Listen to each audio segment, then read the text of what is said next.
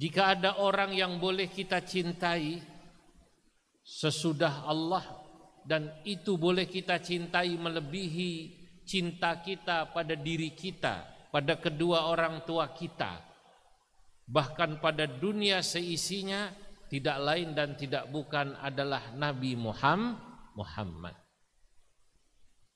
Beliau ini manusia, melekat pada dirinya sifat-sifat manusia atau basyariah.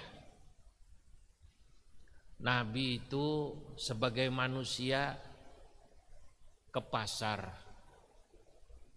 sebagai manusia sama seperti kita, makan, minum.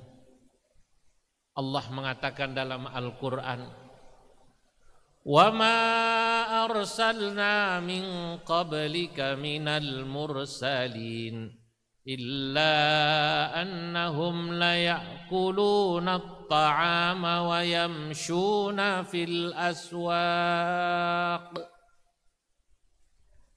Tidaklah kami, kata Allah, mengirim para utusan sebelum dirimu, hai Nabi Muhammad, kecuali mereka sama seperti dirimu juga sebagai manusia, la ya'kuluna at-ta'am.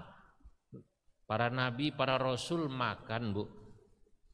Kalau nabi dan rasul saja makan, apalagi kiai. Betul. Masya Allah. Tadi saya sampai sini disuguhi makanan laut. Kata Pak Rektor Ternate, ikan laut, makanan laut di Ambon Ternate beda dengan di Pulau Jawa. Di sini ikannya, udangnya mati baru sekali. Kalau di sana mungkin matinya sudah berkali-kali. Enak sekali. Makan pisang yang dikasih kenari. Masya Allah. Saya kalau ingat begini, ingat orang rumah.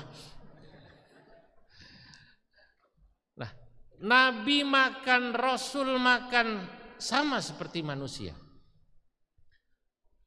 Kalau Nabi makan berjalan di pasar, lalu apa bedanya dengan kita? Bedanya beliau bukan manusia biasa.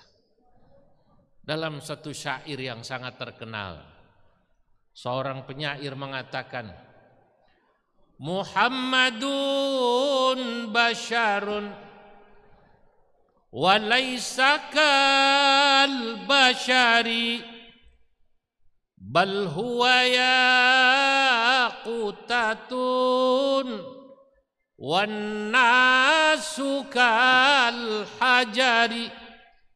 Muhammadun basyarun, Nabi Muhammad adalah manusia.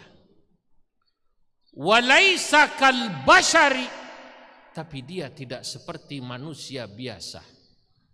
Bal huwa yaqutatun, tapi Nabi Muhammad seperti batu mulia.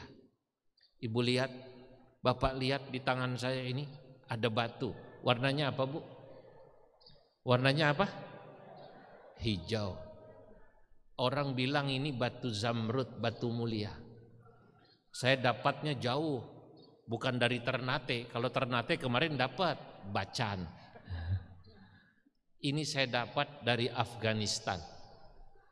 Saat saya ke sana menghadiri rapat OKI, Organisasi Kerjasama Islam dengan ulama-ulama dan pemerintah Afghanistan. Kecil tapi mahal. Nabi Muhammad itu bukan batu biasa, tapi batu mulia.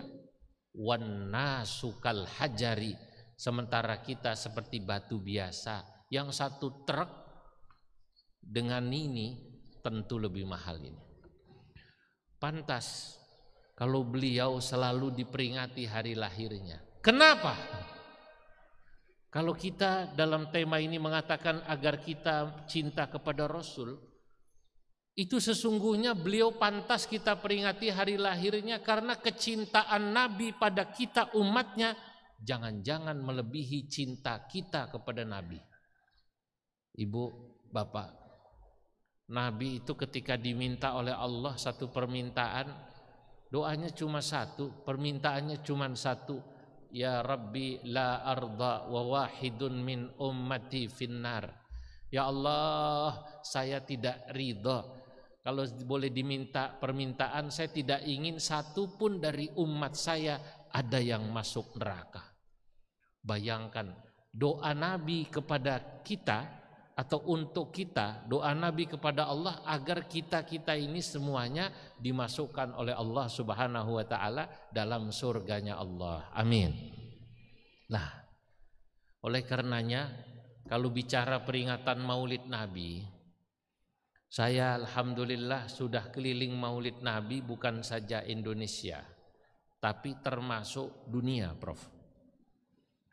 Ternyata Maulid Nabi di berbagai negara, di berbagai daerah itu kuat dengan unsur-unsur tradisi lokal. Tadi saya memperhatikan ini, walaupun ini tadi ada yang dari fakultas dakwah, fakultas syariah, ada yang dikasih telur itu kayaknya ya, dibungkus. Ini biasanya sama seperti orang Bugis, orang Solo, Sulawesi. Orang mana? Sulawesi. Orang Sulawesi, Bugis, Makassar kalau bikin maulid begini. Ada tradisi.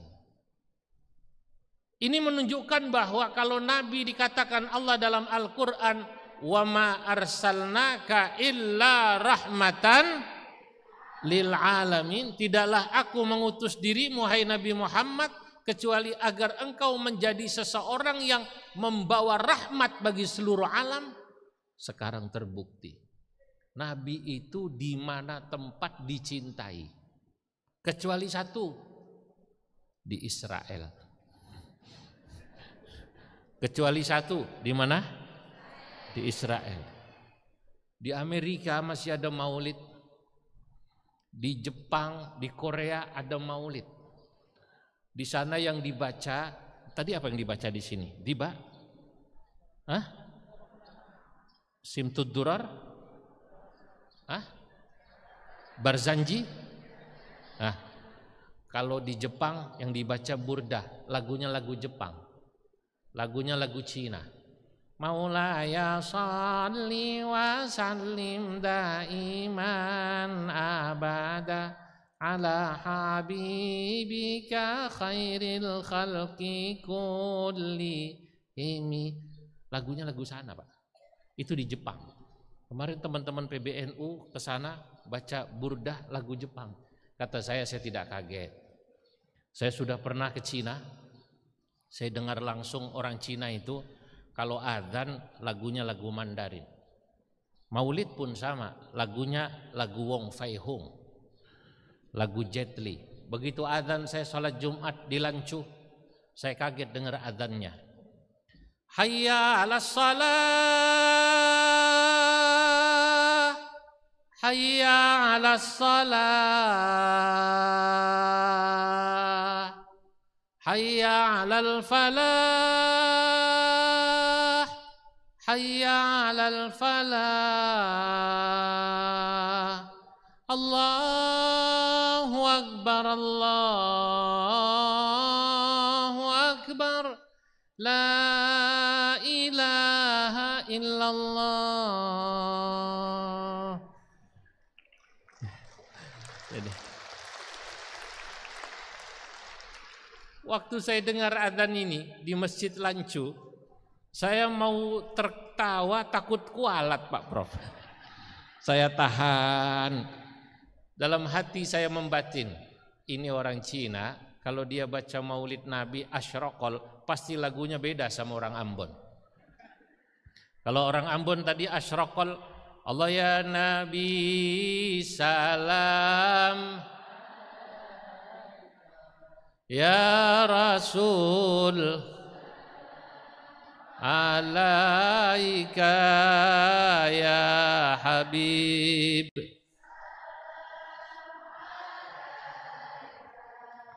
Salawat.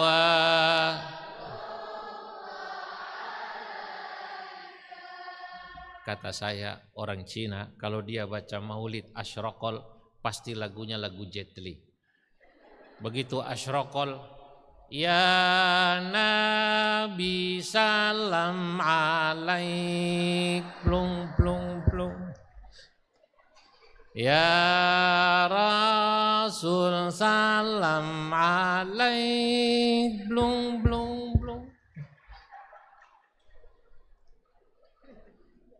Nah, berarti Nabi diterima ajaran yang dibawanya oleh masyarakat Cina. Betul apa tidak? Oke. Bu, orang Jawa kalau lagi baca Barzanji, baca Ya Rasulullah, kadang-kadang lagunya yang dipakai pengantin baru. Ya Rasulullah salamun alaik, terore terore. Ya Rafi'a syani wa daraji, Ya Rasulullah,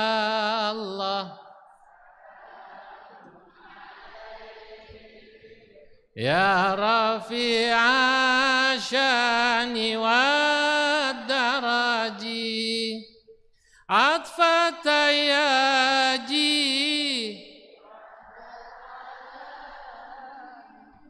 Ya uhailal juh,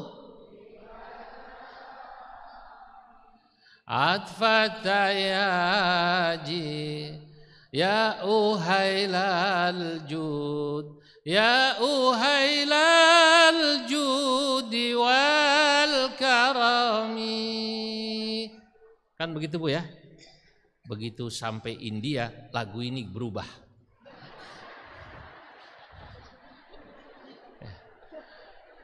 Di sana lagunya jadi kucu-kucu hotahe. Ya Rasulullah salamun alaik, Ya Rafi'a syah.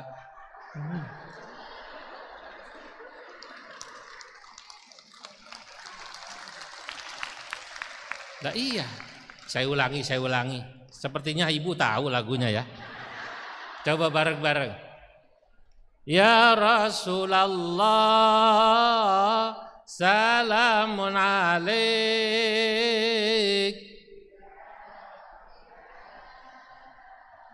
ni wad daraji, atfatayaji, ratal alami, ya uhailal judi wal. Lah iya.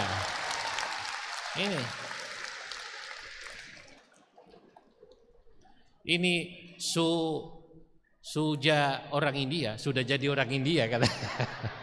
Orang Ambon karena bilang sudah begitu ya Bu ya. Jadi gitu. Ya. Jadi sudah jadi orang India. Jadi Nabi itu betul-betul rahmatan lil alamin. Saya ke Australia,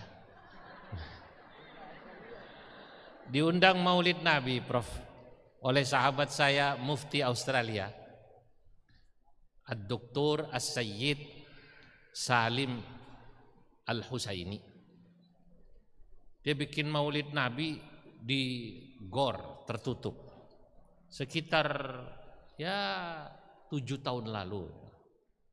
Saya kaget, yang hadir lumayan Prof, 7.000 orang di gor. Mereka namanya sudah terdaftar. Ya Allah, kata saya, Nabi saya ini dicintai masyriqan wa maghribah, dari timur ke barat, dari utara sampai selatan. Bahkan saya sampai Selandia Baru. Kalau paling selatan, kalau utara Uzbekistan sana terus. Itu semua memperingati hari lahir Nabi. Peringatan hari lahir Nabi ini dalam rangka tadi menunjukkan mahabbah. Mahabbah itu cinta. Orang kalau cinta, segala sesuatu yang berhubungan dengan orang yang dicintainya, pasti dia suka. Betul? anak-anak milenial generasi Z ini Prof, dia tidak pernah mengalami jatuh cinta seperti jatuh cintanya Pak Rektor dengan Ibu Rektor. Iya. Kalau zaman sekarang sudah pakai WA. Zaman beliau pakai surat, kertasnya warnanya pink, kertasnya wangi, disimpanlah itu kertas. Kalau mau tidur dibaca lagi, dicium, ditaruhnya di bawah bantal. Jangan-jangan surat itu masih disimpan, Prof. Ya Allah. Itulah orang kalau cinta pada orang yang dicintai, maka segala sesuatu yang berhubungan dengan yang dicintai akan cinta. Dulu orang mencintai Allah, mencintai Rasul, biasanya menyebut orang yang dicintai dengan sebutan lain. Yang biasa dipakai, digunakan namanya Laila. Saya juga, kalau tadi beliau minta saya membaca syair saya menyebut NU, organisasi di mana saya ada, itu Laksana Matahari dan Laila.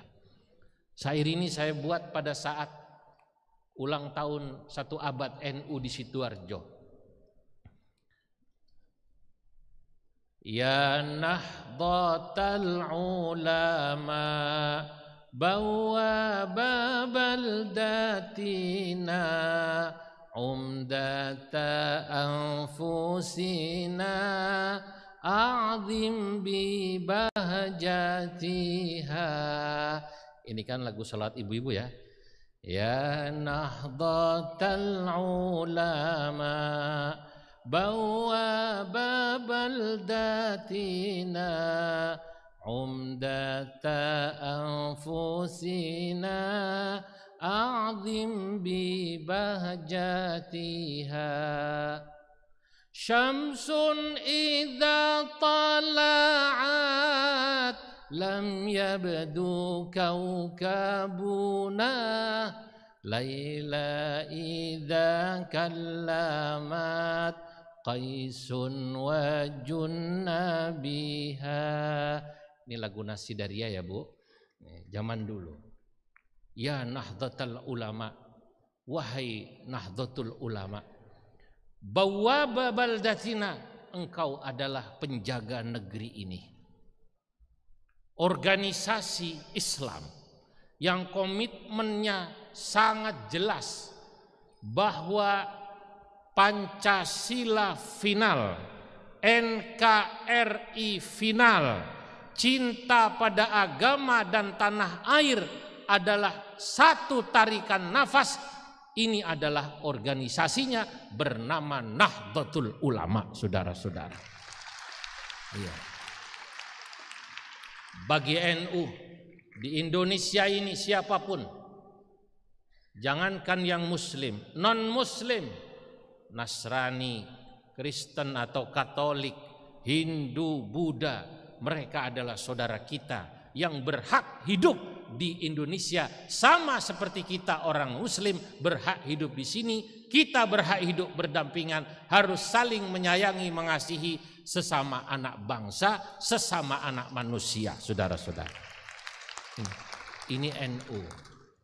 Makanya waktu saya pidato di NTT sana di Pulau Sumba, ada halal bihalal, muslim berkumpul. Di NTT muslim minoritas Bu, muslim minoritas Pak Rektor. Berkumpul muslim di lapangan berjumlah 4 atau 5 ribu orang. Yang menarik, bupati-bupatinya yang non muslim hadir, tokoh agamanya dari FKUB, pasturnya, uskupnya, termasuk yang dari Hindu Buddha datang. Panitianya acara utamanya NU dan Muhammadiyah. Tapi yang jaga di luar, yang mengelilingi acara halal bihalal ini, yang menarik pemuda Kristen. Saya ingin ceritakan ini di Ambon agar semoga persaudaraan Pela Gandong yang dulu sangat terkenal di Ambon antara Muslim dan Nasrani terus bisa terjaga di sini seperti persaudaraannya Muslim dan Nasrani yang ada di NTT.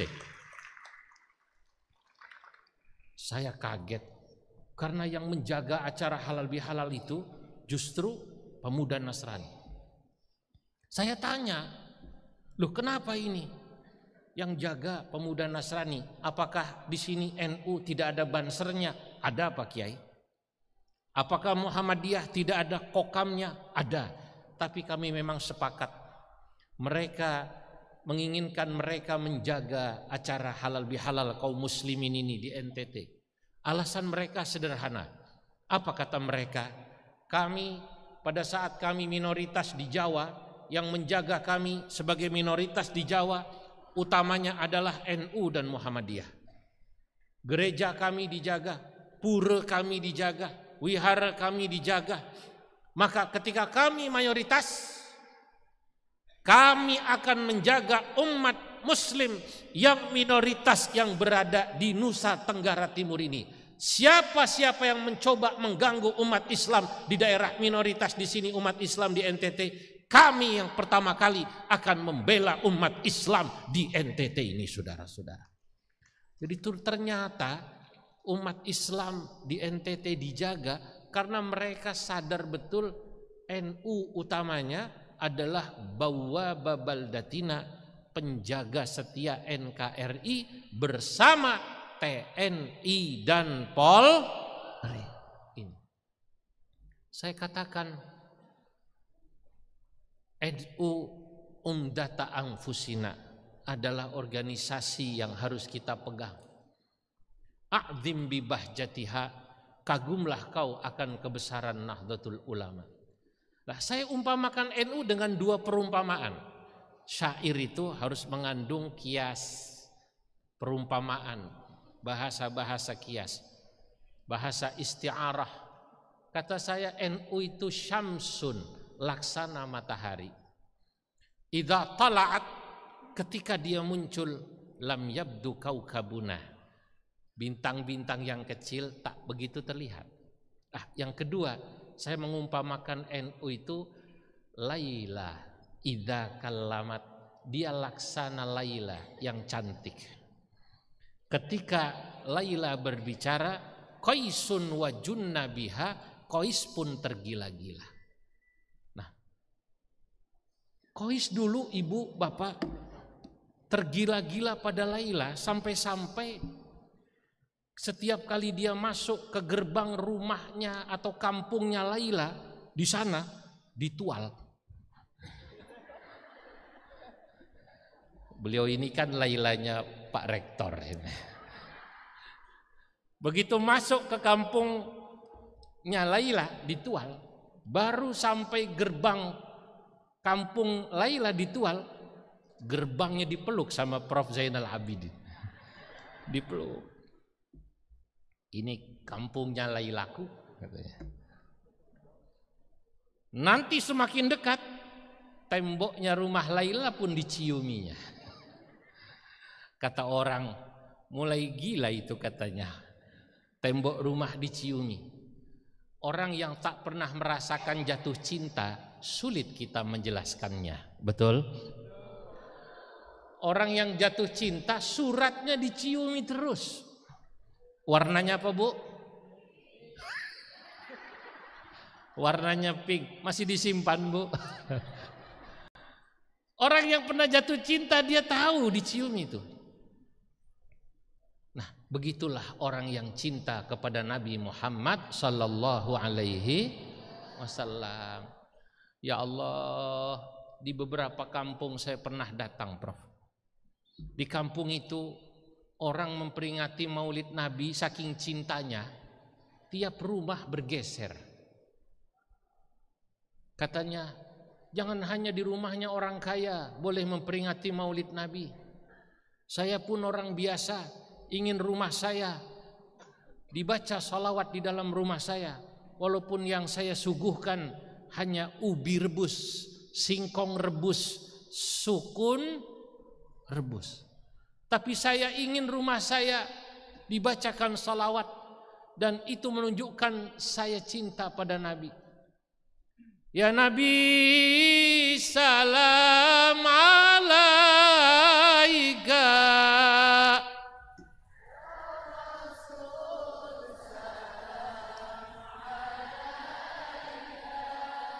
Ya Habib,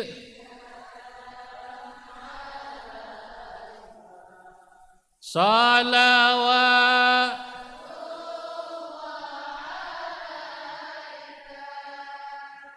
Saya menangis terharu karena rumah orang itu beralaskan semen kasar, bahkan sebagian tanah belum pakai keramik ini. Tapi begitu datang bulan Maulid, dia baca salawat, dia undang orang, menangis haru. Ya Allah. Maka saya pun selalu berniat, jika saya ada rezeki di rumah saya bulan Maulid, saya buat Maulid. Walaupun itu yang mengadakan istri saya dengan majelis taklimnya. Maka hari ini saya salut sama Bu Rektor, ingin ibu-ibu jadi panitia acara Maulid Nabi Muhammad sallallahu alaihi wasallam. Beri aplaus buat beliau ini. Ya. Karena kalau ingat yang undang istri saya, kata Pak Rektor. Waduh. Kalau sudah bicara ibu-ibu repot kalau kita tidak datang, Bro, ya. Iya, repot, Bro. Masya Allah. Laki-laki ini kadang-kadang gagah kelihatannya di kantor. Gelar boleh profesor. Itu gelar profesor sudah paling tinggi, Bu. Di atas profesor itu tinggal peci. Di atasnya peci. Ya.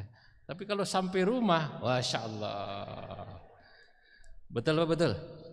Kalau ibunya anak-anak sudah marah, itu pinter kita hilang, Prof.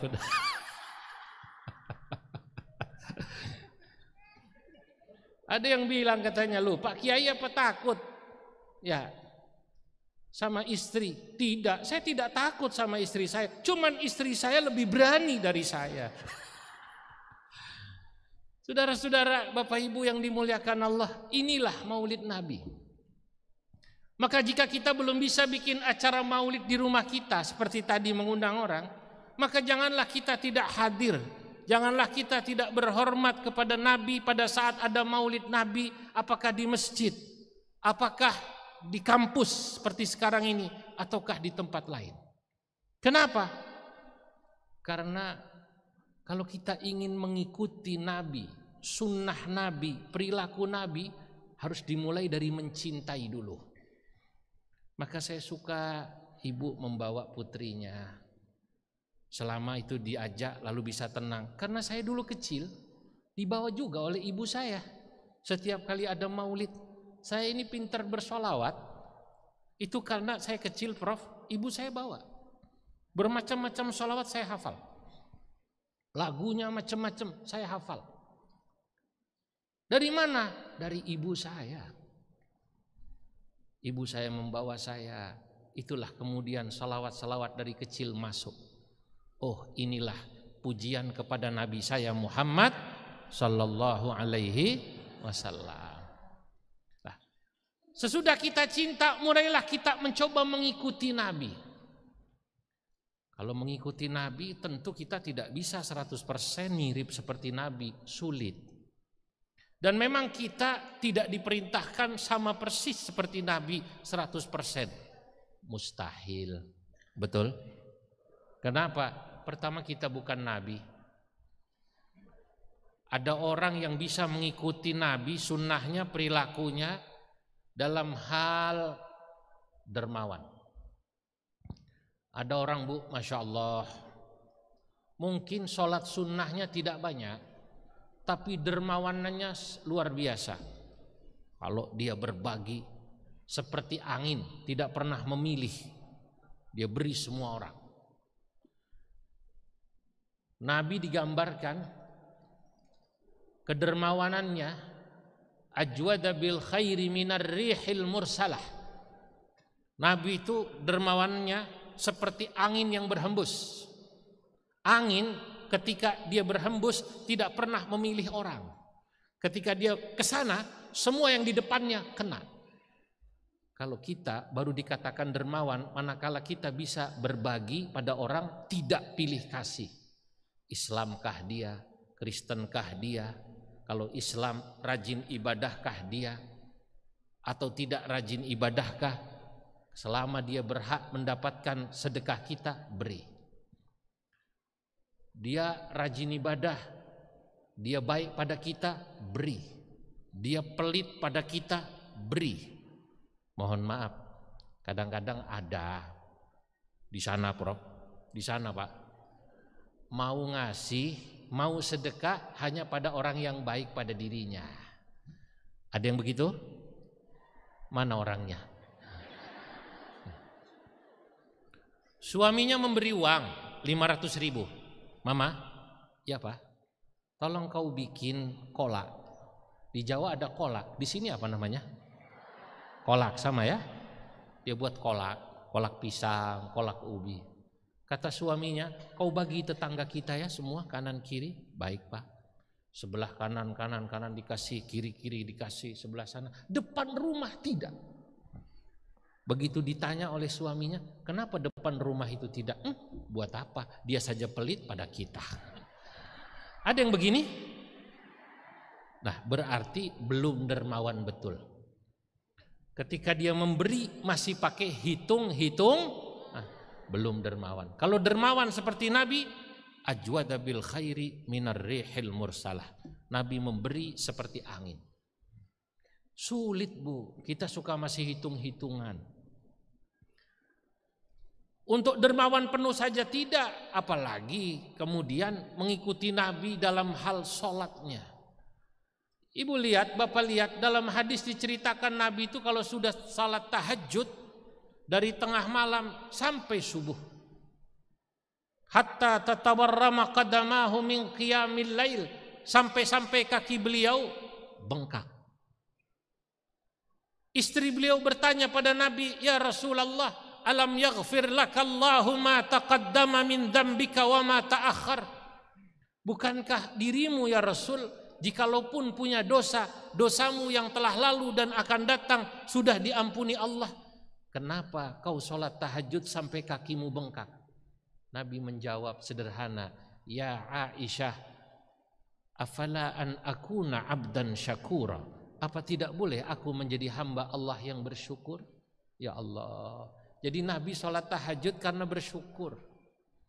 Saya tahu, Prof, ibu-ibu dharma wanita, bapak-bapak juga di sini banyak yang kakinya bengkak. Cuma bengkaknya apa karena rajin sholat tahajud, apa kena penyakit asam urat, lah itu yang saya tidak tahu. Kita tidak bisa ngikuti sama persis. Nabi itu pemaaf, pemaklum, halim, santun. Sehingga beliau ketika melihat ada orang punya salah, dimaafkan. Karena beliau melihat orang tersebut dari sudut pandang orang itu. Pernah dalam hadis diceritakan, ketika Nabi sedang di masjid, Ja'a Arabiyun fabala fi ta'ifil masjid, datanglah seorang Arab Badui, tiba-tiba masuk ke Masjid Nabawi.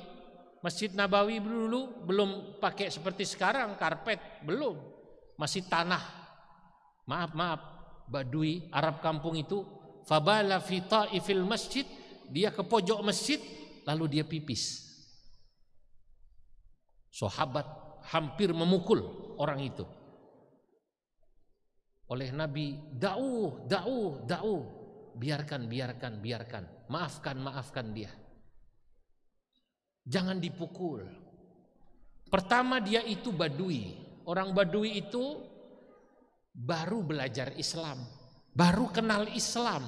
Beda dengan Bapak Ibu yang hadir di acara maulid ini, yang dari wajahnya kelihatan Al-Quran di luar kepala semua. Ya Bu ya, Al-Quran di luar kepala. Kepala di mana, Quran di mana? Sudah bangga dulu ini Prof. Dianggapnya di luar kepala itu hafal.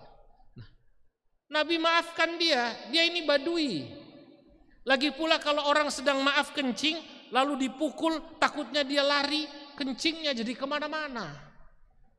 Kata Nabi, cukup kalian ambil satu gayung air, bekas kencingnya siram. Subhanallah, pemaafnya Nabi. Tentu acara maulid ini tidak cukup kalau kita bicara tentang akhlak Nabi yang luar biasa satu persatu. Cukuplah kita percaya Allah memuji Nabi dalam Al-Quran. Allah dipuji bukan, Allah memuji Nabi bukan karena kealimannya. Kita tahu Nabi itu ilmunya sempurna, keilmuannya di atas profesor lah. Sayyid Muhammad bin Alawi bin Abbas Al-Maliki dalam kitabnya Muhammad Al-Insanul Kamil, saya punya kitab ini, menjelaskan bahwa Nabi itu dianugerahi Allah kesempurnaan ilmu, kesempurnaan akal, kesempurnaan akhlak. Nabi itu di segala bidang ilmu tahu. Ilmu tata kota, orang sekarang bilang planologi. Nabi dikasih Allah ilmu ini. Sehingga ketika Nabi datang ke Madinah, Nabi melihat pasar di Madinah yang lama, tidak cocok pasar di sini, susah berkembang. Kata Nabi, geser ke sana. Digeser pasar di tempat yang baru. Nabi menunggui pasar baru itu. Pasar ini berkembang. Nabi membuat hammam. Hammam itu toilet umum, tempat orang mandi dan buat hajat di sana. Buang hajat. Dicari tanah yang bagus. Di sini hammam. Ini kata Sayyid Muhammad menunjukkan bahwa Nabi dianugerahi Allah ilmu tata kota. Bahkan Nabi kemudian mengajarkan sahabat ketika membangun rumah. Kata Nabi, jangan kau bangun rumahmu menutupi jalan angin tetanggamu. Jangan kau bangun rumahmu menutupi cahaya tetanggamu. Itu artinya kalau bahasa orang tata kota sekarang harus ada GSB-nya. Garis sebangun bangunan, ya kan gitu. Garis sejajar bangunan, maaf. Diatur. Jauh sebelum orang tata kota tahu GSB, Nabi sudah mengajarkan ini dalam hadis. Subhanallah. Begitu sempurnanya ilmu Nabi, tapi Allah tidak memuji Nabi ilmunya. Yang dipuji apa? Akhlak. Allah mengatakan dalam Al-Quran, wa innaka la'ala khuluqin azim. Wa innaka, dan sesungguhnya dirimu hai Nabi Muhammad, la'ala khuluqin azim, sungguh dirimu memiliki akhlak yang sempurna. Pertanyaannya, kenapa yang disebut Allah akhlak? Karena ternyata Bapak Ibu, orang itu akan tertarik pertama kali pada orang dan selanjutnya pada akhlak. Kita ketemu orang pintar, orang pandai, tapi sombong. Ibu suka? Tidak, sombong. Kita ketemu orang cantik sekali Pak, ganteng sekali Bu, tapi pelit sekali. Tahu pelit? Pelit itu bahasa Arabnya bakhil. Kita tidak suka melihat orang pelit, tidak mau berbagi. Karena orang pelit itu katanya sulit masuk surga. Di surga ada tulisannya besar di depan pintu surga. Apa tulisannya? Pelit dilarang masuk. Enggak percaya. Nah, itu ada hadisnya. Al-bakhil ba'idun minallah, ba'idun minan nas, ba'idun minal jannah, qaribun minan nar.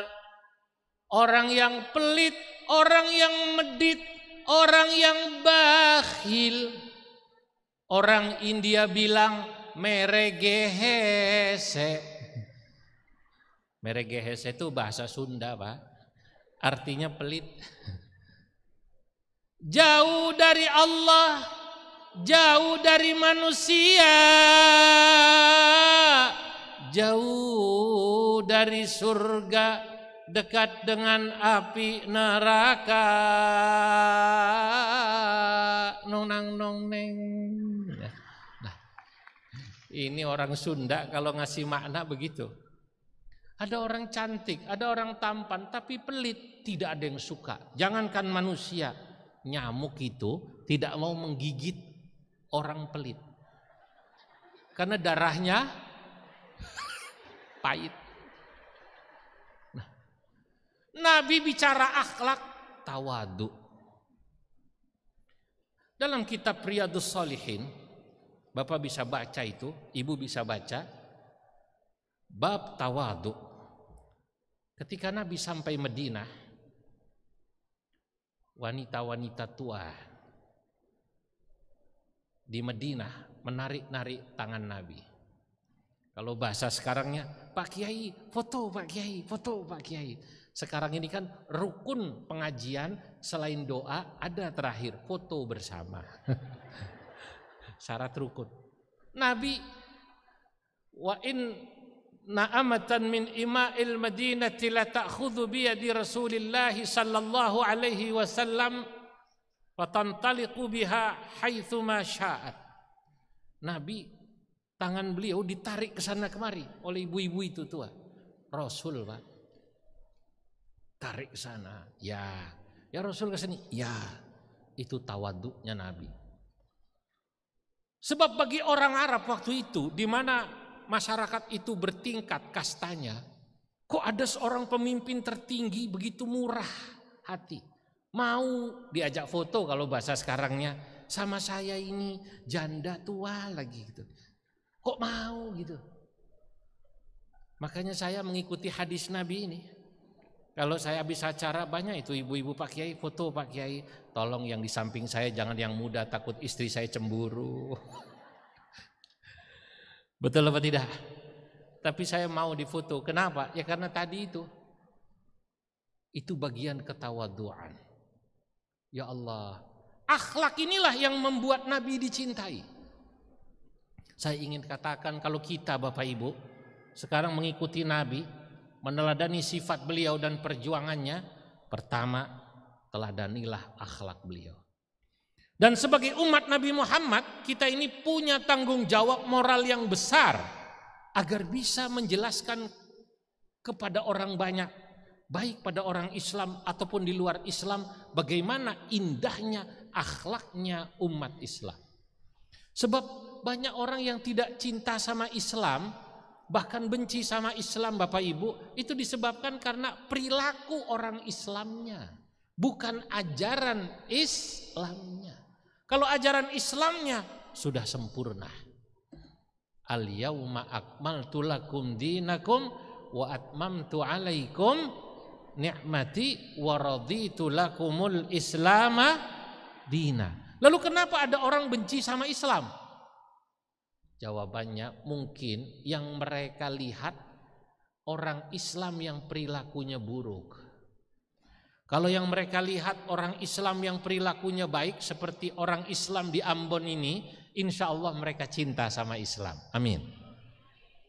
Bu, orang Islam Indonesia dari Ambon ini yang Manise, kalau sedang pergi haji orang salut. Indonesia, betul apa tidak? Pasti mereka angkat jempol. Tidak ada orang bertemu orang Islam Indonesia kecuali bilang, kenapa? Karena orang Islam Indonesia terkenal ramah, tidak pernah marah. Dia duduk sholat, orang datang di sampingnya, silakan. Dia jalan tawaf, kakinya terinjak, dia tidak marah, malah dia minta maaf sama yang menginjak. Pak, maaf kaki saya terinjak. Oh, yang terinjak malah minta maaf gitu. Di toilet tidak pernah kita menggedor-gedor pintu toilet. Surah, cepat. Tidak pernah. Maaf, ada juga yang begitu. Kita baru masuk digedor-gedor. Ada ya Bu ya? Nah, kenapa orang Islam Indonesia terkenal ramah, tidak pernah marah-marah, tidak pernah bertengkar di Masjidil Haram, Masjid Nabawi? Jawabannya sederhana. Karena mau marah tidak ngerti bahasa Arabnya.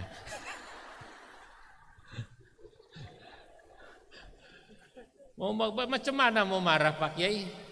Ya, saya tidak ngerti bahasa Arabnya. Orang saya keluar dari masjid ditawari kerudung. Siti Rahmah, hajjah, khamsa rial. Dia lihatnya, 5. Dia mau tawar 2 rial, bingung. Bahasa Arabnya apa 2 rial ya? Untung ingat sholat subuh. Dia bilang, wan, rok'ataini. Maksudnya riala ini jadi rok'ataini. Pedagangnya paham, wajah-wajah Ambon ini. Kata pedagangnya, la.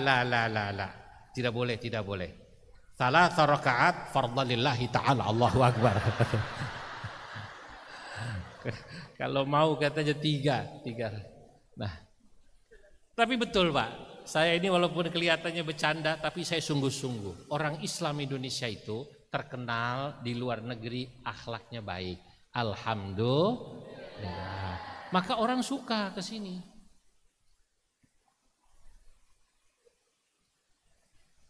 Tapi ada orang melihat Islam buruk karena yang dia lihat kebetulan orang Islamnya kurang baik.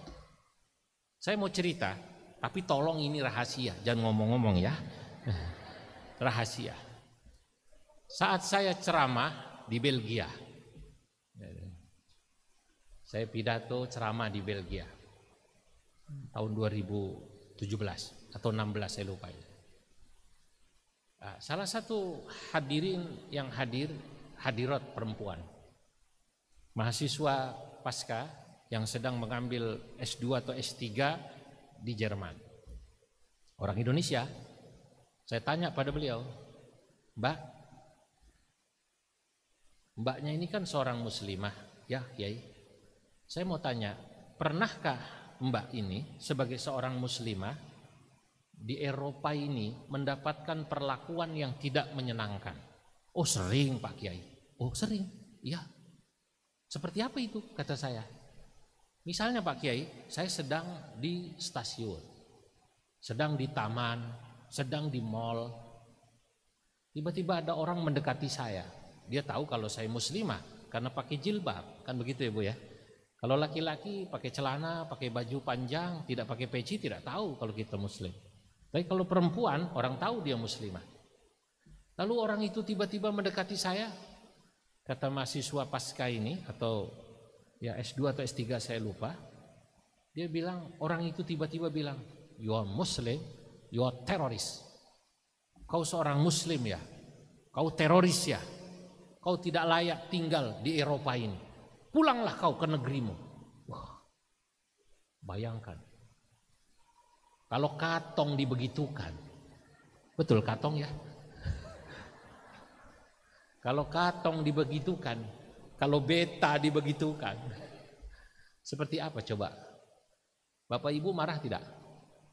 Marah enggak? Dibilang teroris. Kalau marah di sana kita minoritas, tambah habis kita. Saya tanya Mbak itu, lalu Anda menjawabnya bagaimana? Jawabannya menarik. Saya doakan ini mahasiswa IAIN Ambon yang sebentar lagi jadi UIN Ambon. Beri tepuk tangan buat UIN Ambon. Ya, terutama beri tepuk tangan buat Pak Rektornya, Prof. Zainal Abidin yang memperjuangkannya aja. Jadi universitas yang unggulan. Saya berharap nanti dari Ambon ini ada mahasiswi Ambon ini, UIN Ambon, yang bisa S2, S3 di Leiden.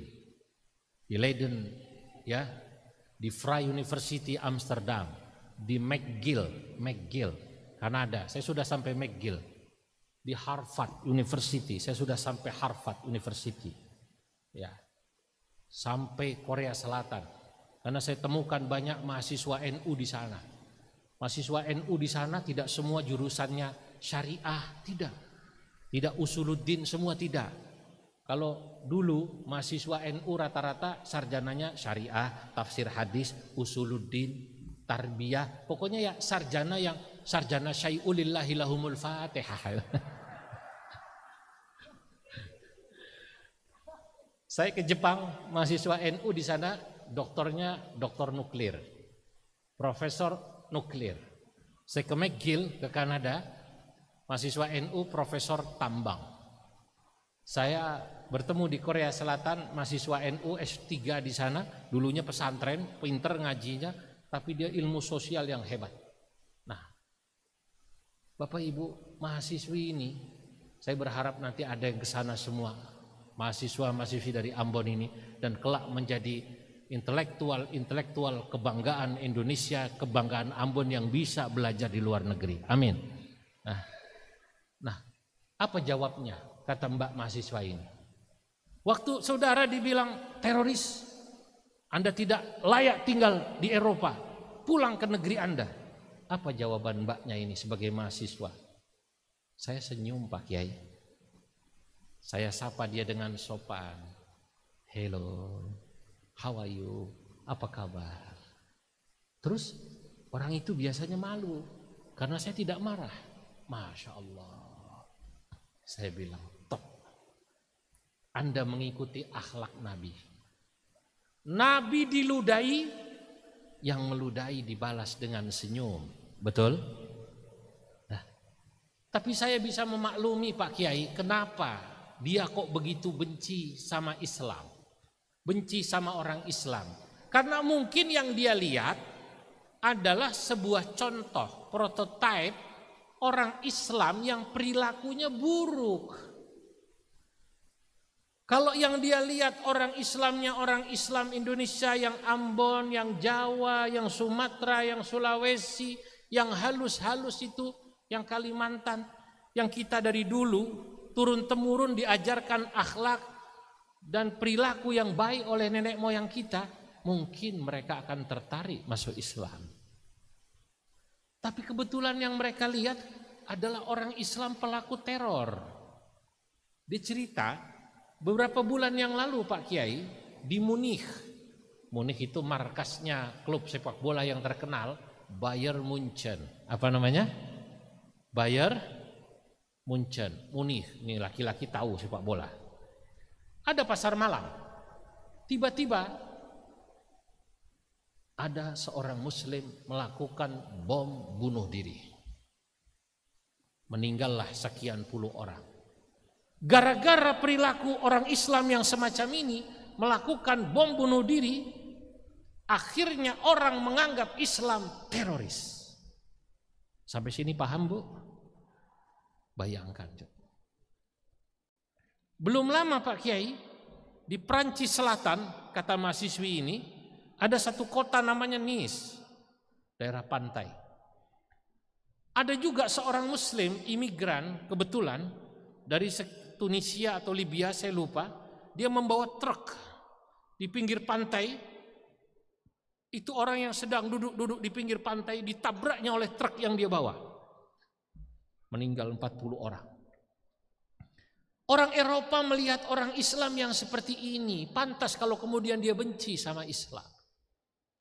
Oh, berarti baik buruknya Islam adalah tergantung perilaku kita ini, umatnya Nabi Muhammad sallallahu alaihi wasallam. Kalau perilaku kita baik, tetangga kita pun yang non muslim akan cinta pada Islam. Orang yang jauh pun akan cinta pada Islam. Maka benar ucapan orang Mesir yang dikenal Muhammad Abduh. Ada yang mengatakan ini ucapan Syekh Abdul Halim Mahmud. Beliau mengatakan Al-Islamu mahjubun bil muslimin. Islam itu seringkali terhalang keindahannya karena perilaku orang Islamnya sendiri. Islam yang indah ini, Nabi Muhammad yang akhlaknya indah ini terhalang karena perilaku kita. Makanya kita ini hadir maulid punya tanggung jawab bagaimana kita bisa menjadi seorang muslim yang perilakunya baik. Dan saya percaya kita diajarkan akhlak yang baik, diajarkan nilai-nilai agama yang baik, dan saya percaya nilai agama di sini yang diajarkan kepada kita adalah faham ahlus sunnah wal jamaah. Aswaja Bapak Ibu mengajarkan pada kita setidaknya 4 hal. Di NU saya diajarkan 4 hal. 1, menghargai perbedaan. perbedaan. Itu penting. Kalau dia Islam, beda faham dengan saya NU, dia Muhammadiyah. Saya NU, dia Persis. Dia saudara saya, hanya beda sedikit.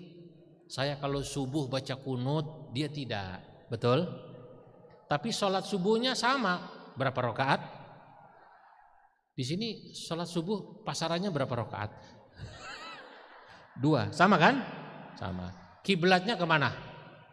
Ka'bah. Sama apa tidak? Sama. Syahadatnya sama apa tidak? Sama. Maka Nabi katakan, man shalla salatana wastaqbala qiblatana wa akala dhabihatana fadzalikumul muslim. Barang siapa orang yang salat sama seperti kita, salatnya menghadap kiblat yang sama seperti kita, memakan sembelihan sama seperti kita, maka dia adalah muslim. Itu yang harus saya katakan. Hormati dia muslim. Pak, kalau dia bukan Islam, hormati dia sebagai sesama anak bangsa. Hargai perbedaan. Betul? Setidaknya sesama manusia. Saya mau tanya pada Bapak Ibu yang hadir di sini. Kalau ada orang kecelakaan, naik motor jatuh, apakah ketika kita mau menolong yang bersangkutan, kita harus bertanya dulu apa agamanya? Ditanya dulu apa tidak? Kau muslim kah kau? Bukan Pak, ya kau tunggulah temanmu itu. Tolonglah dia. Ini manusia. Begitu dia jawab, alhamdulillah saya Islam Pak. Benar. NU apa Muhammadiyah? Waduh, NU Pak. NU-nya PKB apa Golkar? Wah, terburu mati dulu ini orang. Aswaja mengajarkan kita menghargai perbedaan. 1. Kedua, Aswaja mengajarkan kepada kita anti kekerasan.